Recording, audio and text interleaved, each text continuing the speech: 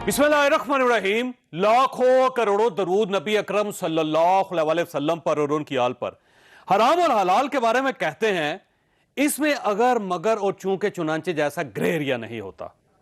हलाल है तो फिर यह शराब खाने में भी हलाल है, और अगर हराम है तो फिर यह बड़ी से बड़ी इबादत गाह में भी हराम ही रहेगा।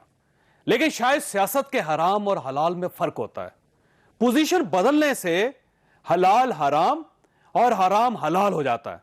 आपको याद होगा इमरान खान माजी में तहकीकात के बारे में क्या कहा करते थे। नवाज शरीफ को कहता हूं कि वो इस्तीफा दे, और कम अज कम तब तक ये जो 60 दिन जब तक JIT अपना फैसला नहीं करती तब तक फौरी तौर पर इस्तीफा दे। जिस तरह की आज जजमेंट आई है, किस तरह नवाज शरीफ इस मुल्क के सरबराह रह सकते हैं? उनके पास कौन सी इखलाकी अथॉरिटी रह गई है? पब्लिक प्रेशर में आगे कहते हैं जी जुडिशल कमीशन बन जाएगी। जब तक मियां नवाज शरीफ की हुकूमत है, मुझे बताएं कि जुडिशल कमीशन क्या करेगी? नीचे सारी इन्वेस्टिगेशन आपकी है, लोगों को खौफ है आपसे। कोई आपके सामने खड़ा होगा, उसके ऊपर आपने FIR कटवा देनी है। नवाज शरीफ ने इलेक्शन कमीशन को भी काबू कर लिया, NAB को भी काबू कर लिया, FIO को भी काबू कर लिया, नादरा को भी कंट्रोल कर लिया।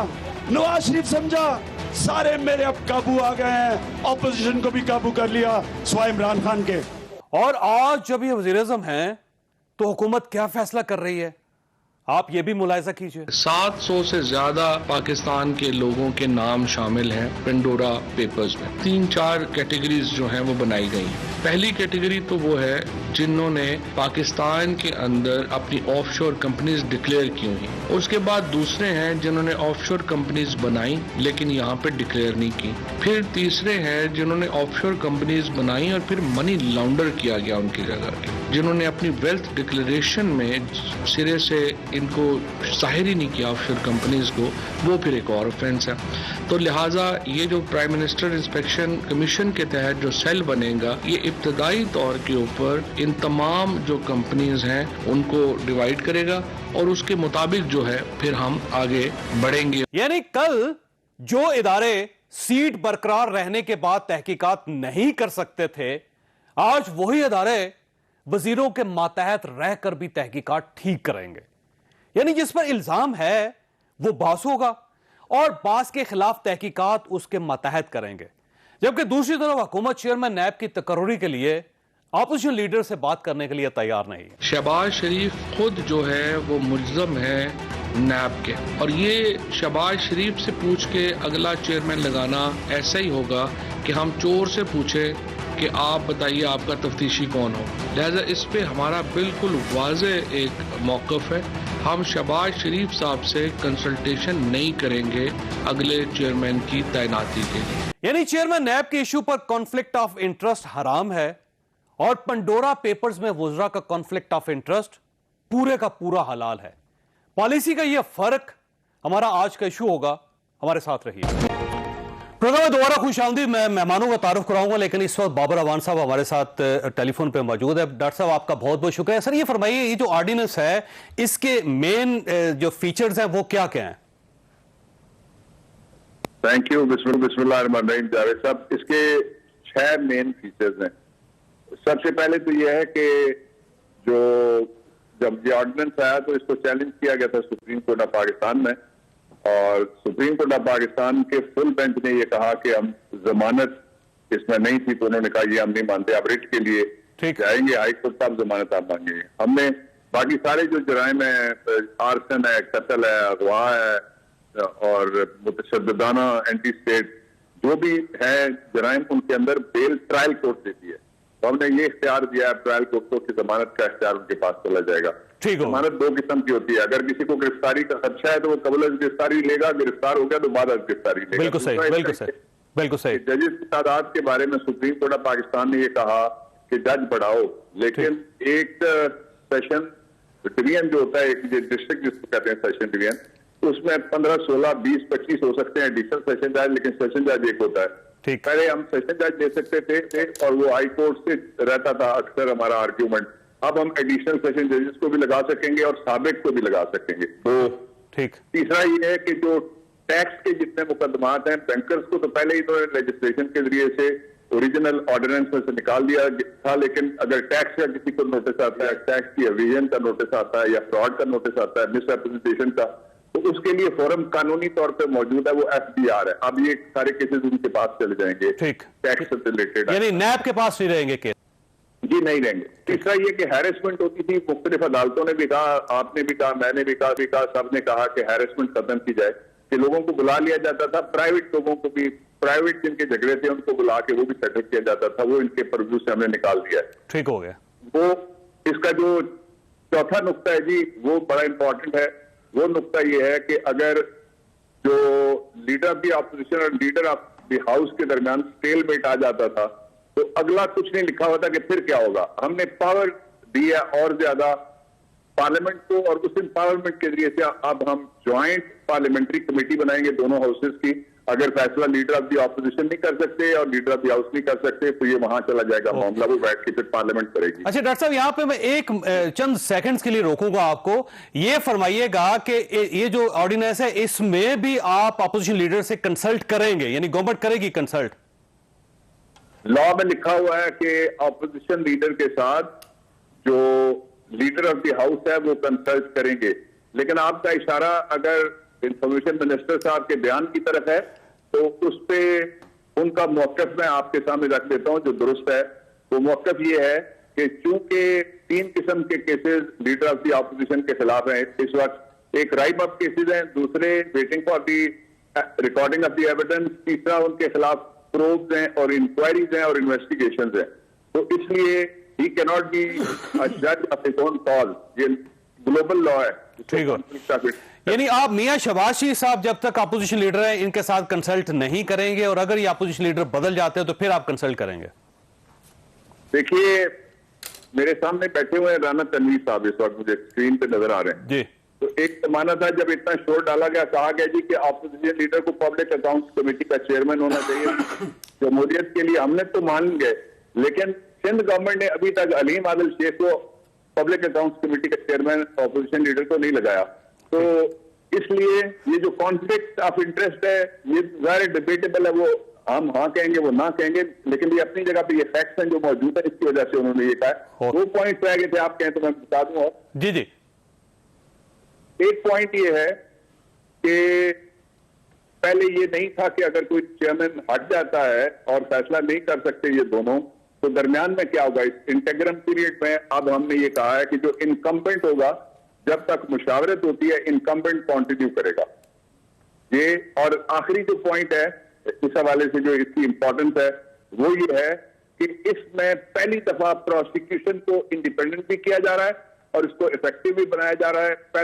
पहले ये था कि जो प्रोसिक्यूशन थी उसके ऊपर सारी तरफ से सवालात उठते थे, कोई कहता था काम नहीं करते, कोई कहता था नताइज नहीं देते, इसलिए उस इशू को भी हमने डील किया है। और ये तकरीबन 2 दर्जन तरामीम है जिनको फौरन तो बयान नहीं किया जा सकता। ओके। लेकिन डॉक्टर साहब, इशू ये है कि आपका क्या ख्याल है, सुप्रीम कोर्ट ऑफ पाकिस्तान इसको एक्सेप्ट कर लेगी? क्योंकि कानून के अंदर, आइन के अंदर तरमीम नहीं की गई, और तरमीम नहीं की गई तो जाहिर है अपोजिशन चली जाएगी सुप्रीम कोर्ट ऑफ पाकिस्तान, तो इस ऑर्डिनेंस को तो उड़ा देगी सुप्रीम कोर्ट। Good question. उड़ा देगी का लफ्ज मैं तो नहीं इस्तेमाल कर सकता, फिर किसी साढ़े नाल लोगों की कोई नहीं जो ऐसा लफ्ज इस्तेमाल करेंगे। इसलिए मैं ये कहता हूं, बड़ा सादा सा काम है। जो नून लीग के 1-2 तर्जुमानों ने ये बयान दिए हैं जो आप उस इंप्रेशन से मुतासर लगते हैं कि जी सर, एतजाज एहसन साहब ने कहा है कि जो ही ये सुप्रीम कोर्ट ऑफ पाकिस्तान में इशू जाएगा, गवर्नमेंट को शिकस्त खानी पड़ेगी उसमें। चले, मैं वकील के बयान पे मैं तबसरा नहीं करता, एतजाज मेरे दोस्त हैं, मैं उनके बयान पे तबसरा नहीं करता। मैं अपना मौका बता देता हूं आपको। ठीक। तो इसमें पहला ये कहना गलत है कि आइन में किसी तरमीम की जरूरत है। आइन में किसी तरमीम की जरूरत नहीं है। ये सबॉर्डिनेट यानी निचली लेजिस्लेशन है, हम अमेंड कर रहे हैं, आइन को अमेंड करने की जरूरत नहीं है। आइन में कुछ भी नहीं लिखा हुआ एहतसाब ऑर्डिनेंस के बारे में। ये एक ऑर्डिनेंस था जनरल मुशर्रफ का, और उसमें हम तरमीम कर रहे हैं, इसलिए कानून की ये तरमीम है, आइन में तरमीम की जरूरत नहीं।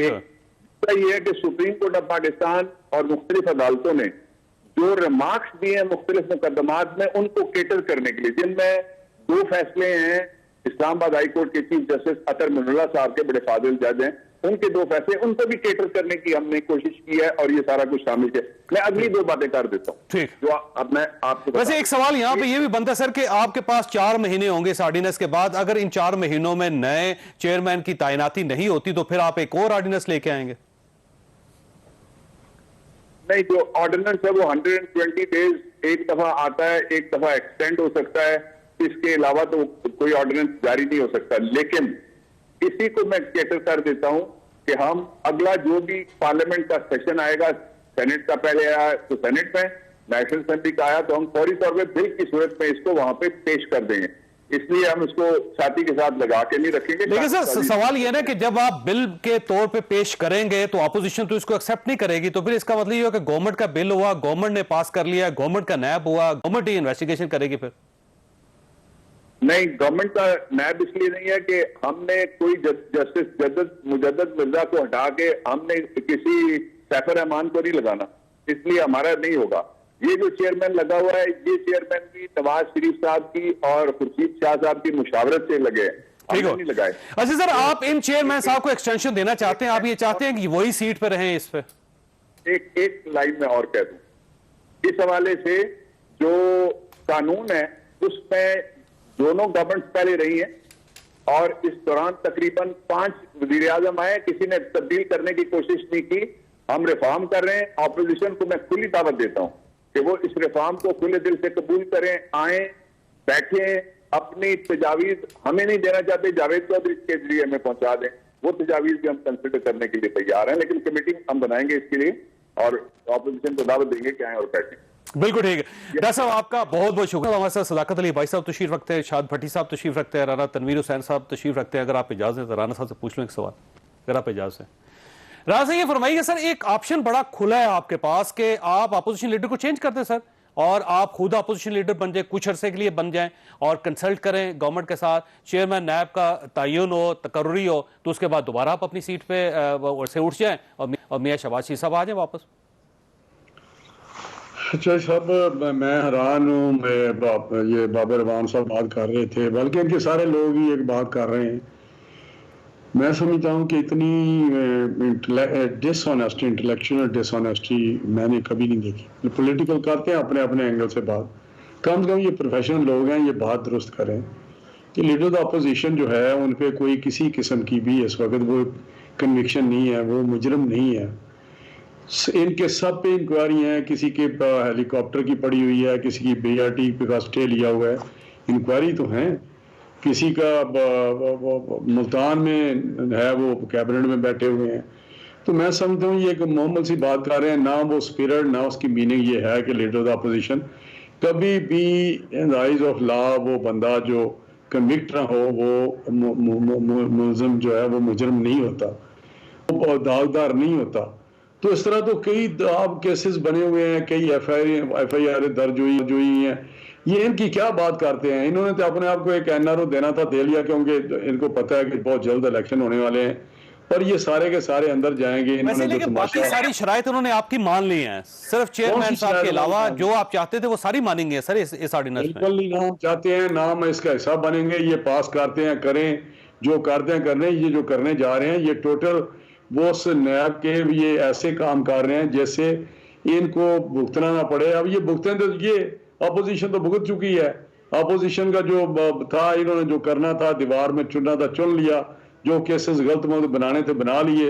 अब तो बारी इनकी है, जो इनको 3 साल उद्यम मचाया करप्शन का, वो नीचे से लेके मैं कहता हूँ वो बिल्कुल बहुत ही नीचे की सतह से लेके ऊपर तक। एक चीज है जिसका क्रेडिट गवर्नमेंट को देना पड़ेगा कि आपने पाकिस्तान पीपल्स पार्टी के साथ मिलके एक बेस्ट शख्स चुना था नैब के लिए, तो अब गवर्नमेंट उसको एक्सटेंशन देना चाहती है। गवर्नमेंट ये चाहती है कि इतना अच्छा आदमी है, उसने 3 साल गुजारे हैं, मजीद 3 साल गुजारे। तो आपको एतराज क्या है?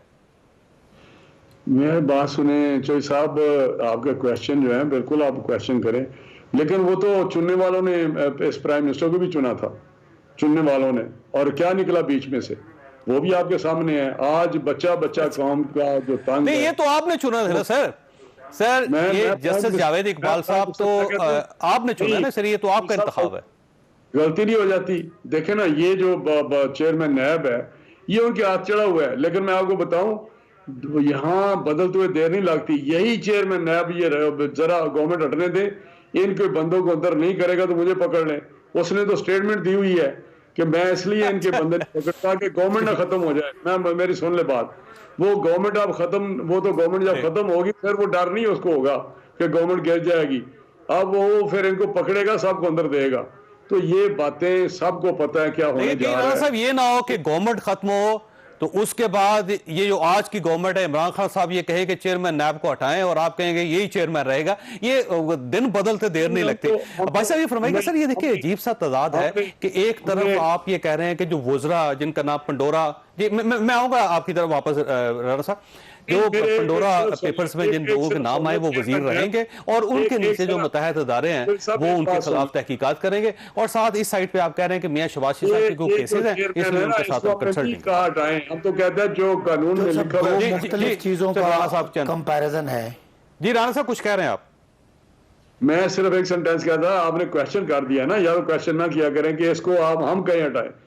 हमने नहीं इनको कहा हटाएं, हमने तो कहा था कि चेयरमैन एक्सटेंडेबल नहीं है, ये नया बंदा लगाना है जो कानून में दिया हुआ है। उसकी एक स्पिरिट थी जिसके तहत बना था, क्योंकि एक्सटेंशन की अगर परवीन आ गई तो वो लालच में आएगा और वो गवर्नमेंट के उंगलियों पे नाचेगा कि ये इन्होंने मुझे एक्सटेंशन देनी है। तो मैं समझता हूँ या रीअपॉइंटमेंट भी नहीं, ताकि रीअपॉइंटमेंट का भी उसको लालच ना हो। तो मैं समझता हूँ उसकी बड़ी स्पिरिट थी इसमें, इस लॉ में, कि ना एक्सटेंशन हो ना रीअपॉइंटमेंट हो, ताकि वो न्यूट्रलिटी के साथ काम करे, अपराइट हो और इंसाफ के साथ आगे चले, अकाउंटेबिलिटी क्रॉस द बोर्ड करे। तो अब तो वो ये जो लॉ लाए हैं, ये तो जो लगेगा वो इस तरह होगा जिस तरह आपने ट्रांसफर पोस्टिंग करनी है, किसी फेडरल सेक्रेटरी को कर लगाना है, किसी और बंदे को लगाना है। तो मैं समझता हूँ ये तो बिल्कुल FIA हो गया ना सर, FIA हो गया। भाई साहब फरमाइएगा सर, ये खुला तजाद है। देखिए जो सब पहली बड़ी किसी भी कानून की बुनियाद माशरे की अखलाकियात पे होती है, और पार्लियामेंट जो है वो इसलिए होता है कि जो कानून में सुकम होता है, जो अखलाकियात से मैच नहीं करता, उसको ठीक करना होता है। और ये ऑन गोइंग प्रोसेस है, कोई एक दफा नहीं कि कोई सहीफा बन गया तो उसको ठीक नहीं कर सकते। पहली बात ये कि शहबाज शरीफ साहब बतौर अपोजिशन लीडर हमें पसंद नहीं है, लेकिन उनको वो तमाम आईनी कानूनी इख्तियारात अपने इस्तेमाल करते हैं। अगर हमने इलेक्शन कमीशन का कोई मेंबर लगाना तो शहबाज की तरफ से कंसल्ट करने में हमें कोई इतराज नहीं। लेकिन एक आदमी जो खुद उस नैब के 1.5 दर्जन केसेस में इन्वॉल्व है और लेटली 7.5 अरब की और 25 अरब की मनी लॉन्ड्रिंग में कॉन्फ्लिक्ट ऑफ इंटरेस्ट है ना, बुरा कॉन्फ्लिक्ट ऑफ इंटरेस्ट है। तो इस साइड पे शौकत तरीन साहब का जो फैसला है वो FBR कर रहे हैं। सुन, अगर शौकत तरीन साहब का भी पोजीशन ये वाली होती है तो पोजीशन 4 कंपनी अभी तो वो एक प्रोसेस शुरू हुआ है ना। शहबाज शरीफ साहब के 25 अरब की मनी लॉन्ड्रिंग के लोग यहाँ पे उनके चपड़ा साबित नहीं हुए, केस चल रहा है। इस साइड पे भी साबित नहीं हुए, केस चल रहा है। केस चल रहा नहीं है, साबित उनकी ट्रांजैक्शन सारी हैं। अब according to NAB law Shahbaz Sharif साहब पे इल्जाम लग गया। अब उन्होंने अपने आप शौकत तरीन साहब पे लग गया कि 4 कंपनी निकलाई। अब आप अगली बात आ जाए, अगर शौकत तरीन साहब पे उनकी जो कंपनी है, जो ऑफशोर कंपनी है, अगर वो कंपनी जो है वो उनकी रिकॉर्ड में नहीं है और उसकी कोई ट्रांजैक्शन है जिस तरह शहबाज साहब की ट्रांजैक्शन मौजूद है, तो फिर ये बात आएगी। दूसरी बात ये कि शहबाज साहब के अदर देन नैब जो उनका इन्वॉल्वमेंट है उस पे कोई इतराज नहीं। मियां नवाज शरीफ पे सिर्फ इल्जाम लगा था, उनके बेटे ने माना था कंपनियां मेरी हैं और वो कहता तो ओन करता है, आज भी ओन करता है कि मेरी कंपनी थी। लेकिन आपने कहा इस्तीफा दे प्राइम मिनिस्टर, उन्होंने दे दिया था। तो इधर अच्छा, तो आप भी नहीं दे रहे? नहीं, मैं कह रहा हूं, आप इतनी बड़ी मिसाल दे रहे हैं। क्या जवाब? नहीं, मैं ये नहीं कह रहा, मैं ये कह रहा हूं कि उन्होंने को इस्तीफा दे दिया था जो आप मिसाल दे रहे हैं। आप पाकिस्तान तहरीक इंसाफ है, आपने बड़ी मेहरबानी, मैं यही सुनना चाह रहा था, आप हमें मुस्लिम लीग नून से बेहतर समझते हैं, आपकी मेहरबानी है, बात साबित होगी ना। मैं इसलिए आपको पसंद, इमरान खान साहब इस्तीफा उसको मांग रहे थे, आज आपका ख्याल है? बात यह है कि नवाज शरीफ साहब का कोई आदमी इस वक्त इस्तीफा मांगने का जवाब नहीं रखता, क्योंकि उस वक्त नवाज शरीफ साहब पे इल्जाम था और अभी आपने कह दिया कि आप तहरीक इंसाफ हैं। पाकिस्तान की आवाम, पाकिस्तान का मीडिया और जावेद चौधरी मुस्लिम लीग नून को PTI से बहुत नीचे समझता है। ये तो मैंने शुक्रिया आपका, आपने बात कर दी। अब हम अगर उसी जगह पे आ गए तो हम बिल्कुल अपनी तरह बिहेव करेंगे। अभी हम समझते हैं सिचुएशन दो अलग है। बहुत अच्छा, सिचुएशन अलग। भट्टी साहब ये फरमाइएगा, अब नैब और FIA में क्या फर्क रहेगा? और ये जो इस साइड पे कह रहे हैं कि मियां शहबाज शरीफ साहब के केसेस चल रहे हैं तो हम इनके साथ तो कंसल्ट ही करेंगे चेयरमैन नैब के लिए और एक्सटेंशन दे देंगे पुराने को। और इस साइड पे 5 वुज़रा गवर्नमेंट के जो अभी आए हैं और अभी डोनर्स की लिस्ट आनी है, वो है, और उनके नीचे सारे महकमे उनके नीचे हैं, और प्राइम मिनिस्टर साहब कह रहे हैं कि ये सीट पर रहेंगे और बिल्कुल ठीक तहकीकात हो जाएंगी। जनाब, अच्छा, पहली बात तो ये है कि मैं अपनी ख्वाहिश, इस सवाल का जवाब देने से पहले अपनी ख्वाहिश, मेरी ख्वाहिश है कि अब वक्त आ गया है कि ऐसी साजी हो कि चेयर नैब, FIA और इलेक्शन कमीशन, ये ना हुकूमत ना अपोजिशन ये ना लगाए इनके हेड, कोई एक कमेटी हो अलहदा जो इनकी बेनिफिशरी हो, ना हो, जो जिससे इनको नुकसान ना पहुंच सकता हो, फायदा ना हो। Supreme court judicial commission, supreme court का जुडिशल कमीशन कर सकता है, उनका कुछ कर सकता है, 5 जजों की कमेटी बन सकती है, 5 उन लोगों का जिनसे सियासत, लेकिन पार्लियामेंटेरियंस नहीं, खुदा के लिए नहीं, अल्लाह के नाम पे। क्यों इतने के बुरे? मैं वो बहस क्यों महसूस मैं आपको नहीं मैं साथ बैठे हो सर, मैं कह रहा हूं मैं उस बहस में अभी नहीं, मैं आप इसका मतलब ये है सर, आपके नजदीक पार्लियामेंटेरियन जो है वो इस काबिल नहीं है, बाकी जो ब्यूरोक्रेट्स हैं, सर मैं इस पे तो 5 दिन बहस हो सकती है, मैं सिर्फ अपनी राय, इस बॉल को लेफ्ट लेफ्ट अच्छा, बात यह है कि वो कमेटी या वो लोग जो बेनिफिशरी ना हो, वजह क्या है? वजह यह है कि बशीर मेमन का FIA इमरान खान को पसंद नहीं, वाजिद ज़िया का FIA अपोजिशन को पसंद नहीं, इफ्तिखार चौधरी सजाद शाह के सुप्रीम कोर्ट पर नवाज शरीफ हमला करते हैं और इफ्तिखार चौधरी के लिए वो तहरीक लॉन्च करते हैं और वो लीड करते हैं। इसी तरह इमरान खान साहब को साकिब निसार पसंद है, उनको साहब इदारे नहीं, इमरान खान अब आ जाए। इमरान खान साहब से 22 साल जो हमने तब्दीली के नारे मारे हैं, जो जहां अब्बासी साहब ने पहला लफ्ज बोला इखलाकियात, असूल, मंतक, इमरान खान साहब को ने क्या करना था? इदारे मजबूत करने थे। उन इदारों में नहीं, अब इदारा मजबूत हो तो रहा है ना, नहीं, एक अच्छा चेयरमैन जो उनको एक्सटेंशन दे, और नहीं वो अब कह रहे हैं ना, जैसे अब्बासी साहब कह रहे हैं राना तनवीर साहब को कि बार बार सुना रहे हैं कि ये चेयरमैन आपने और अपोजिशन ने मिलकर लगाया था। इनको ये नहीं पता कि राजा सिकंदर सुल्तान तो इन्होंने मिलकर लगाया था। सरदार रजा अपोजिशन को पसंद नहीं था और ये इनको पसंद नहीं था, और दोनों अच्छा। अब बात बुनियादी तौर पे ये, मैं इस हक में भी नहीं हूं कि शहबाज शरीफ साहब का केसेस नैब के मुल्ज़म, शहबाज शरीफ का बेटा नैब का मुल्ज़म, शहबाज शरीफ की भतीजी नैब की मुल्ज़म और मरियम नवाज, शौकत तरीन साहब मुल्ज़म। नहीं, मैं अभी आ रहा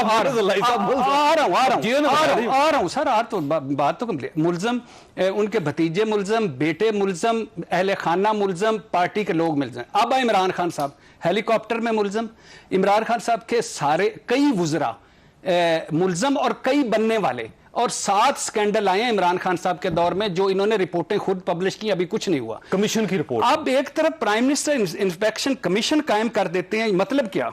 यानी FIA नीचे हो, ये क्या कह रहे हैं शहबाज शरीफ को? ये क्या कह रहे हैं? नैब का मुल्ज़म के साथ हम मुशावरत नहीं कर सकते। इधर क्या कर रहे हैं? वो वजीर खजाना है नैब का मुल्ज़म, और उसके साथ रोज मुशावरत होती है। दूसरा क्या कह रहे हैं कि नैब का मुल्ज़म, यानी ये इसी तरह ये जिस तरह मोहल्ले के चोर अपने मोहल्ले में SHO लगाएं। तो इधर क्या कर रहे हैं? इधर ये कर रहे हैं कि चोर भी खुद, मुबैना चोर भी खुद, मुबैना तहकीकात भी खुद, मुबैना जज भी खुद।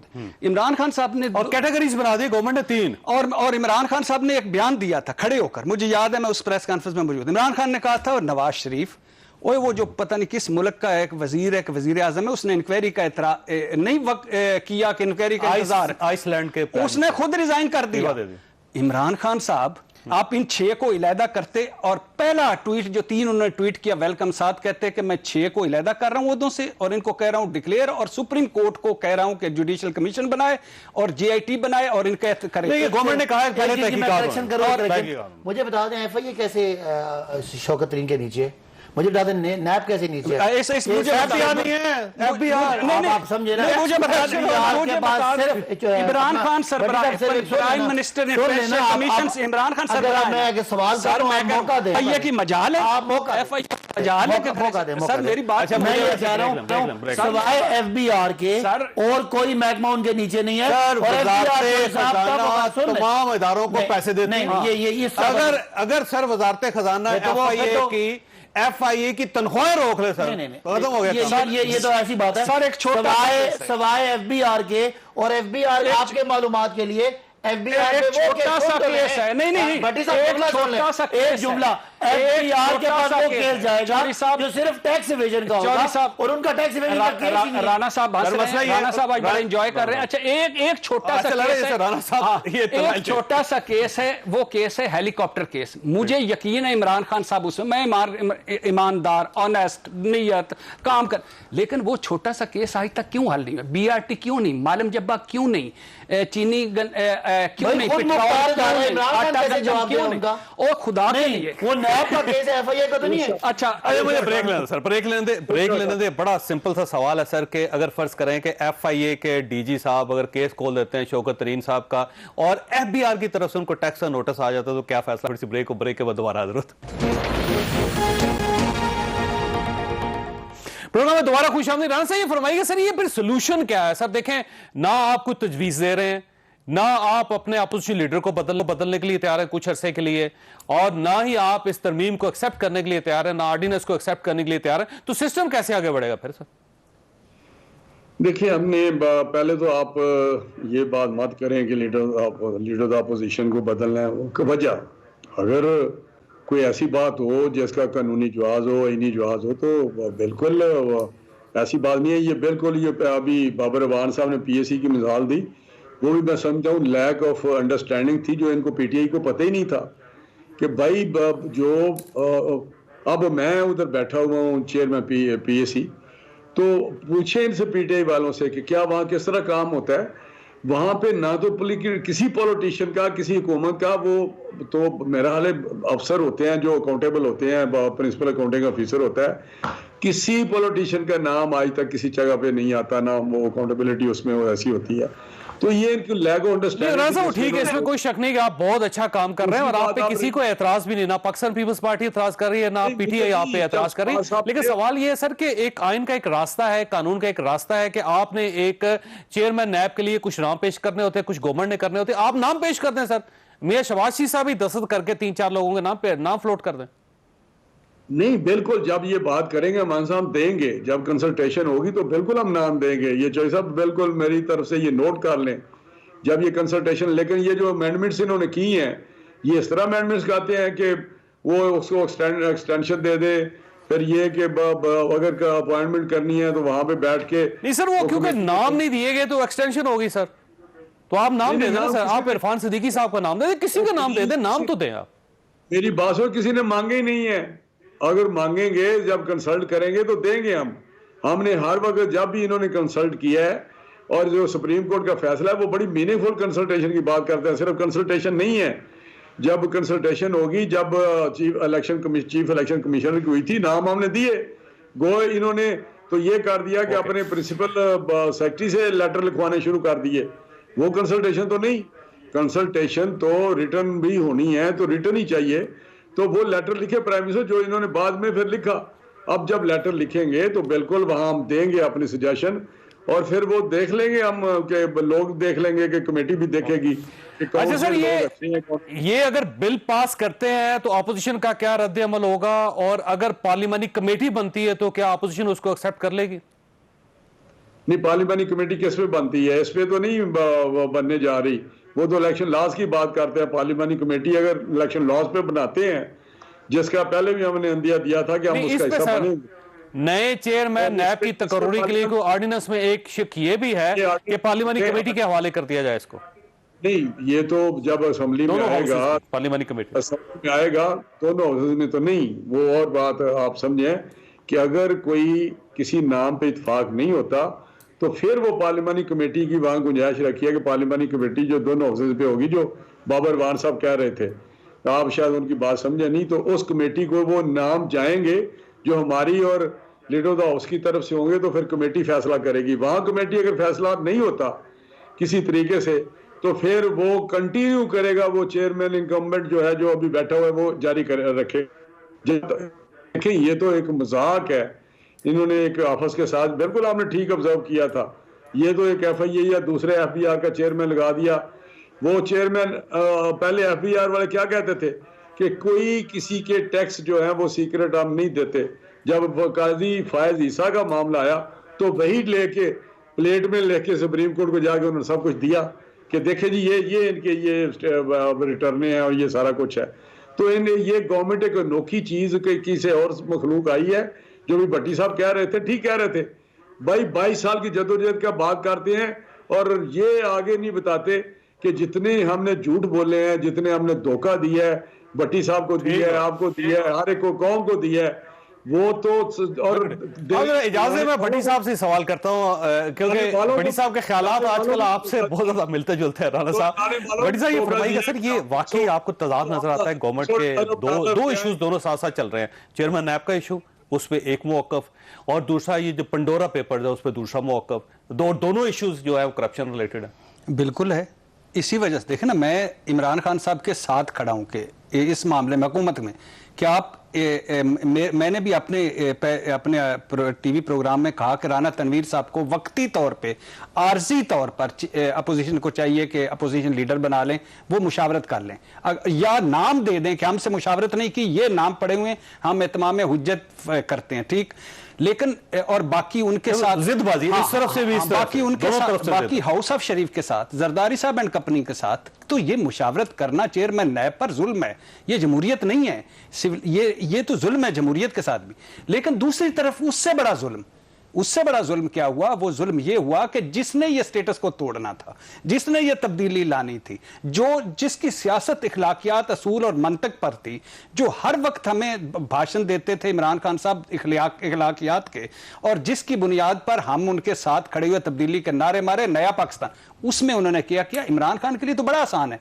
पनामा लीक्स में तो Nawaz Sharif and house of शरीफ और वो नहीं, इमरान खान तो इसमें नहीं आए ना, बिल्कुल नहीं। 4-5 वजीर हैं और वजीर जाने से हुकूमत नहीं टूटती। पहला ट्वीट ये कि ये मैं हटा रहा हूं, दूसरा ट्वीट सुप्रीम कोर्ट इसका जुडिशियल कमीशन बनाए, तीसरा कि इसकी आजादाना, और जो क्लियर होता जाएगा मेरी वजारत में आता जाएगा। आज यहां होते, ये आज यहां नहीं है, आज यहां खड़े हैं और अपोजिशन और इनमें कोई फर्क नहीं है। बिल्कुल सही। अच्छा, वैसे अब्बास साहब, एक परसेप्शन है ये बहुत ज्यादा कि आपने गवर्नमेंट का हिस्सा जब आप बने तो आपने अपनी इखलाकियात कुर्बान कर दी, लेकिन जवाब से पहले छोटी सी ब्रेक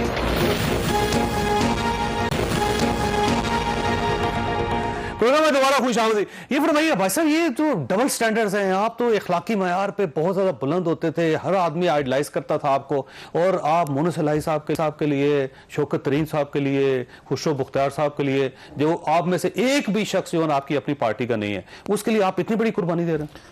देखिए जो साहब, जहाँ तक मफादात का टकराव या कॉन्फ्लिक्ट ऑफ इंटरेस्ट की बात है, अगर एक जगह पे मुझे आपकी बात में वजन नजर आ रहा है, अगर FBR ने वजीर खजाना का मामला देखना है तो फिर तो बिल्कुल वो उनके, तो उन्होंने देखना है और किसने देखना है? उनका FBR मैं बताया था आपको, डिक्लेरेशन वही भी होती है। नहीं, 3 डिफरेंट इदारे हैं। अगर उनका कोई करप्शन का केस है तो नैब देखेगा, अगर कोई मनी लॉन्ड्रिंग का केस है तो वो FIR देखेगा, और अगर कोई टैक्स इवेजन का है तो वो देखेगा। और अगर टैक्स इवेजन वाली बात आती है तो फिर आप हमारे सर, अगर चलेगा जब आप उन कंपनीज को जाके वहां उनके अकाउंट से निकाल के चेक करेंगे, अगर उन तमाम कंपनीज को उन्होंने डिक्लेयर किया फिर तो बात ही खत्म हो जाएगी ना। आप एक एप्पल को ऑरेंज से मिला रहे हैं। जो शहबाज साहब का मामला है, शहबाज साहब उसी नैब के मुल्जिम हैं, उसी नैब उनकी 7 अरब रुपए की मनी लॉन्ड्रिंग को आज इन्वेस्टिगेट कर रहा है, उनके वो गवाह पेश कर रहा है। अगर आप उनका चेयरमैन शहबाज साहब से पूछ के लगाएंगे तो कोई अखलाकियात, कोई कानून, कोई ज़ाब्ता इस चीज की इजाजत नहीं देता। हम जो कानून बदल रहे हैं वो कानून में देखे ना, अभी आज तक जो कानून है वो किसका बनाया हुआ है? मुस्लिम लीग नून और पीपल्स पार्टी का। आज तक जो चेयरमैन है वो इनका लगाया हुआ है। आज हम अपना कानून में अमेंडमेंट लेके आ रहे हैं, वो चाहे एक ऑर्डिनेंस की शक्ल में आएगा, बाद में उसको हम एक्ट में ले आएंगे। और जैसे बाबर अवान साहब, देखिए आपको अल्टीमेटली अपोजिशन लीडर के साथ कंसल्ट करना पड़ेगा। जब आपको करना ही पड़ेगा तो आज कर ले, बजाय इसके 4 महीने देखिए ना, हमारा एक असूली मौकफ है कि ऑपोजिशन से हम हर मामले पे एतमाद उनका ले सकते हैं। 4 महीने बाद यही असूली मौकफ होगा ना। आपने अगर वो इंडिविजुअल नैब को मतलूब है उससे कंसल्ट करना 4 महीने में या तो आप समझते हैं एक गलत नजर छोड़ने के काबिल है। आने वाली नस्लें आपको हमें बुरा कहेंगी कि ये वो मिसालें। 4 महीने बाद क्या होगा? ऑर्डिनेंस 4 महीने बाद हो सकता है शहबाज साहब को सजा हो जाए। सजा देखे नहीं हो सकता है जी, ये तो पॉसिबिलिटी है। इतना और हालात और वाकयात के मुताबिक हो सकता है कि वो उनको बदल दें। यानी हम एक देखें, हम कौम के सामने एक इखलाकी मेयार रख रहे हैं।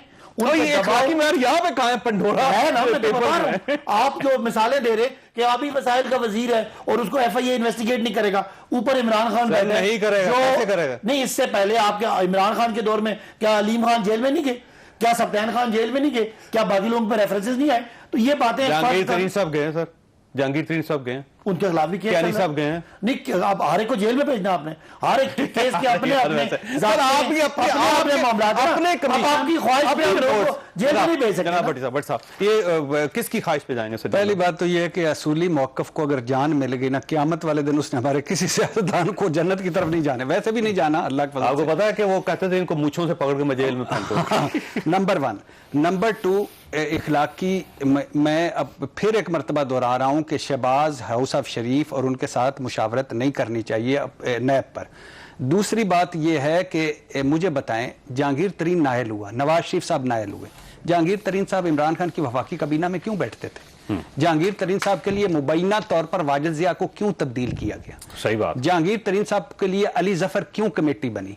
जहांगीर तरीन साहब के लिए कस्में क्यों खाएंगी कि हम आपके साथ हाथ इसलिए वो कहते हैं कि विक्टिमाइज किया जा रहा है मुझे तो ये भी कह रहे हैं, नवाज शरीफ भी कह रहा है यार, वो कह रहे थे पॉलिटिकली विक्टिमाइज किया जा रहा है।